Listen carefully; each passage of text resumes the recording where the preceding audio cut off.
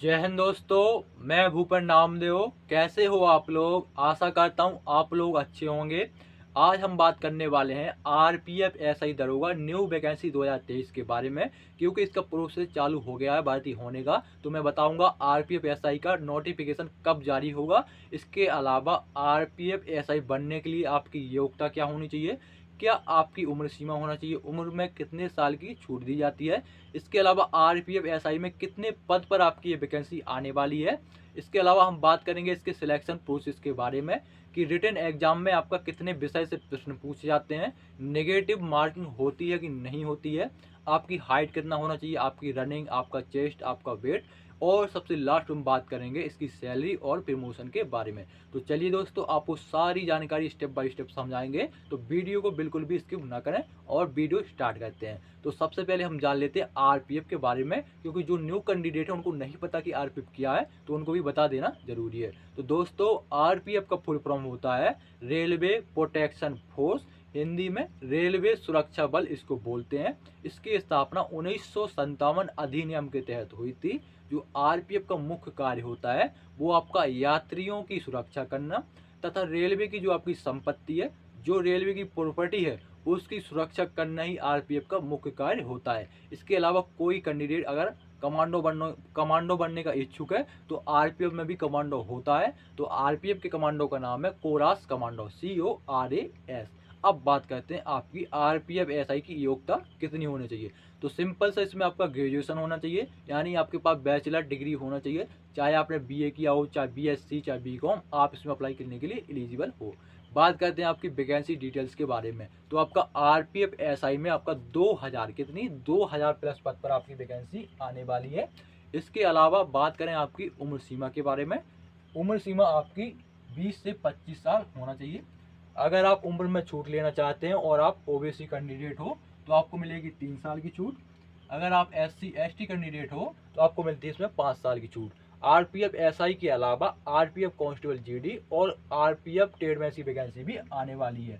RPF constable में 9000 plus पद पर और आपका आरपीएफ ट्रेडमैन में वैकेंसी आने वाली है। बात करते हैं आपकी एप्लीकेशन फीस के बारे में। तो अगर आप जनरल, ओबीसी, ईडब्ल्यूएस कैंडिडेट हो तो आपसे लिए जाते हैं 500 रुपये। अगर आप SC ST या महिला उम्मीदवार हो तो आपसे लिए जाएंगे 250 रुपये। अब बात करते हैं आपके आवेदन के बारे में कि आपका नोटिफिकेशन कब जारी होगा और कब आप आवेदन कर सकते हैं। तो आपका जो नोटिफिकेशन जारी होने के चांस है वो आपके नवंबर दिसंबर, कब, नवंबर दीपावली के टाइम पे खुशखबरी, या आपका दिसंबर में 100% जारी हो जाएंगे। क्योंकि आपका जो पीयूष गोयल जी हैं रेल मंत्री, उन्होंने खुद ट्वीट करके बताया है कि आपका भर्ती का प्रोसेस चालू है और रेलवे में आपके 2.5 लाख प्लस पद खाली है। और जो आपकी वैकेंसी आएगी तो आपका अप्रैल 2024 में लोकसभा के चुनाव है, तो आपका वैकेंसी चुनाव की बात तो आएगी नहीं, पहले ही आएगी। तो आपकी वैकेंसी 100% नवंबर दिसंबर में इसका नोटिफिकेशन जारी हो जाएगा। चाहे इसका फिर आपका फाइनल सिलेक्शन, फाइनल रिजल्ट चाहे 2024 तक लास्ट तक पूरा होता रहे, लेकिन आपका नोटिफिकेशन नवंबर दिसंबर में जारी हो जाएगा। तो आप अभी से तैयारी में लग जाइए और समझ लीजिए इसकी पूरी भर्ती प्रक्रिया के बारे में। यहाँ वहाँ की बातों में नहीं आइए कि नहीं आएगा, आप अभी से तैयारी में लग जाइए। बात करें इसके सिलेक्शन प्रोसेस के बारे में तो सबसे पहले इसमें होता है रिटन एग्जाम। तो रिटन एग्जाम में 3 विषय से प्रश्न पूछे जाते हैं। GK GS plus current affairs के रहते हैं 50 प्रश्न, मैथ के रहते हैं 35, रीजनिंग के 35, 35 35 70 50 120 प्रश्न रहते हैं, जो कि आपके 120 अंक के रहते हैं। इस पेपर को सॉल्व करने के लिए आपको 90 मिनट का टाइम दिया जाता है। आपका पेपर ऑनलाइन यानी CBT, कंप्यूटर बेस्ड टेस्ट आपसे कराया जाता है। बात करते हैं अब नेगेटिव मार्किंग के बारे में। तो नेगेटिव मार्किंग इसमें होती है, नेगेटिव मार्किंग इसमें 1/3 की होती है। मतलब अगर आप कोई 3 प्रश्न गलत करते हो तो आपका 1 अंक इसमें काट लिया जाता है। बात करते हैं एग्जाम की लैंग्वेज के बारे में। तो एग्जाम की लैंग्वेज हिंदी, इंग्लिश, उर्दू, मराठी, उड़िया, तेलुगु, तमिल, कोंकणी। इसके अलावा जो आपकी स्टेट की लैंग्वेजेस हैं, जैसे कि आपका जैसे मराठी स्टेट की लैंग्वेज है, ठीक है ना, महाराष्ट्र की, तो आपकी जो स्टेट की लैंग्वेज है उसमें भी आप पेपर दे सकते हैं।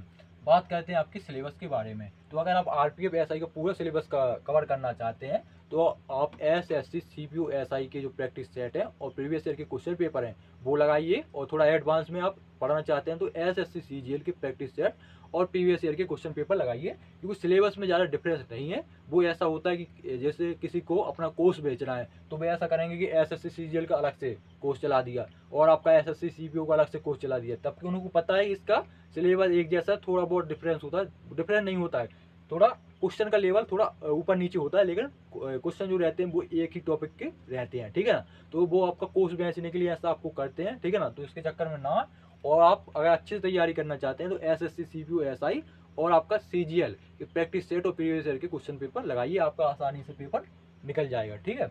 बात करते हैं आपके फिजिकल टेस्ट के बारे में। तो फिजिकल टेस्ट में जो आपका हाइट होना चाहिए पुरुष उम्मीदवार का वो 165 सेंटीमीटर होना चाहिए। अगर कोई पुरुष एसटी कैटेगरी में आता है और उसकी हाइट 160 सेंटीमीटर भी है तो भी आप अप्लाई कर सकते हैं। बात करते हैं महिला उम्मीदवार की हाइट के बारे में, तो उनकी हाइट 157 सेंटीमीटर होना चाहिए। अगर कोई महिला एसटी कैटेगरी में आती है तो उसकी हाइट 152 सेंटीमीटर है तो भी अप्लाई करने के लिए एलिजिबल है। बात करते हैं चेस्ट के बारे में, तो जो आपका सीना होना चाहिए वो 80 से 85 सेंटीमीटर होना चाहिए, 5 सेंटीमीटर आपके चेस्ट का फुलाव आना चाहिए। बात करें आपकी रनिंग के बारे में, तो रनिंग इसमें 1600 मीटर की होगी। पुरुष उम्मीदवार की टाइम दिया जाएगा 6 मिनट 30 सेकंड का टाइम आपको पूरा दिया जाएगा। टाइम में आपको कोई दिक्कत वाली बात नहीं है। सबसे पहले आपको फोकस करना आपके रिटन एग्जाम के ऊपर, उसके बाद आपको फिजिकल टेस्ट के लिए बहुत टाइम मिल जाएगा। फिर बात करें महिला उम्मीदवार की रनिंग 800 मीटर की होगी, टाइम दिया जाएगा 4 मिनट का। बात करते हैं लंबी कूद लॉन्ग जंप के बारे में, तो लॉन्ग जंप पुरुष उम्मीदवार की 12 फीट की होती है और महिला उम्मीदवार की 9 फीट की आपका लॉन्ग जंप किया होता है। बात करते हैं हाई जंप के बारे में, तो हाई जंप जो पुरुष उम्मीदवार की होती है वो 3 फीट 9 इंच की होती है और महिला उम्मीदवार की 3 फीट की होती है। अब बात करें आपके वेट यानी आपके वजन के बारे में, तो आपका जो मिनिमम आपका वजन होना चाहिए वो 50 केजी होना चाहिए। बात करें आपकी सैलरी और प्रमोशन के बारे में, तो आपकी जो सैलरी इसमें मिलती है वो 4200 गेट पे वाली मिलती है। जैसे 35,400 रुपये आपको इन हैंड सैलरी मिलती है। इसके अलावा आपको बहुत सारे अलाउंसेस दिए जाते हैं मिनिस्ट्री ऑफ रेलवे की तरफ से, जैसे कि टीए यानी ट्रेवल अलाउंस, डीए यानी डियरनेस अलाउंस महंगाई भत्ता, एचआरए यानी हाउस रेंट अलाउंस मकान का किराया, राशन मनी आपको दिया जाता है खाने का, और फिर आपको देता है ड्रेस अलाउंस। इन सभी अलाउंसेस मिला के आपकी शुरुआत की सैलरी बनती है 50 से 60 हज़ार के बीच में। आपका जो सैलरी है वो सिटी पर डिपेंड करेगा कि आपको बड़ी सिटी में तो तरह 2-3 हज़ार रुपये ज़्यादा मिलेंगे और छोटी सिटी में तो 2-3 हज़ार रुपये कम मिलते हैं, ठीक है ना, ज़्यादा आपका फर्क नहीं आता है। बात करते हैं आपकी प्रमोशन के बारे में, तो सबसे पहले आप बनोगे एसआई यानी दरोगा, उसके बाद फिर इंस्पेक्टर, फिर आप बनोगे सर्कल इंस्पेक्टर, फिर जोनल इंस्पेक्टर, फिर आपका डीएसपी या सर्कल ऑफिसर आप बन जाओगे, वहीं से आप रिटायर्ड हो जाओगे। आपका प्रमोशन 7-8 साल में होता रहता है। बाकी आपका डीएसपी या सीओ से ऊपर जो आपके ऑफिसर रहते हैं वो आपके यूपीएससी से चयन होकर आते हैं। तो ये थी जानकारी आरपीएफ एसआई से रिलेटेड। अगर आपको कुछ डाउट हो तो आप कमेंट बॉक्स में कमेंट कर सकते हैं और आप अभी से तैयारी में लग जाइए, आपकी वैकेंसी 100% आने वाली है। तो मिलते हैं किसी नेक्स्ट वीडियो में, तब तक के लिए जय हिंद।